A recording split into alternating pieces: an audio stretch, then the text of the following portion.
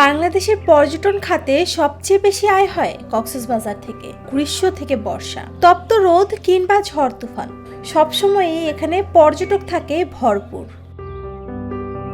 পাহাড় এবং সমুদ্রের এক অনন্য মিলন স্থান এটি। পাহাড় থেকে সমুদ্র বা সমুদ্র থেকে পাহাড় দুটিই দেখা যায় কক্সবাজারের হিমছড়ি থেকে। এবার পর্যটন প্রকল্প এই মনোরম দৃশ্য দেখার ব্যবস্থা করে দিচ্ছে আকাশ থেকে।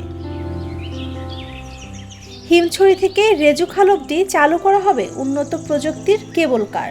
ইতিমধ্যে কক্সবাজারের হিমছড়ি থেকে রেজুখাল পর্যন্ত ৮ কিলোমিটার দীর্ঘ কেবল কার প্রকল্পের নীতিগত অনুমোদন দিয়েছে সরকার। এই প্রকল্পটির প্রাথমিক ব্যয় ধরা হয়েছে ৭৩৮ কোটি টাকা। এই সিদ্ধান্তটি অর্থনৈতিক বিষয়ক উপদেষ্টা পরিষদে ১৬তম বৈঠকে গৃহীত হয়, যেখানে সভাপতিত্ব করেন অর্থ উপদেষ্টা ডক্টর সালেউদ্দিন আহমেদ। প্রকল্পটির প্রস্তাবনা উপস্থাপন করে কক্সবাজার উন্নয়ন কর্তৃপক্ষ, যা গৃহায়ন ও গণপূর্তি মন্ত্রণালয়ের অধীনস্থ সংস্থা।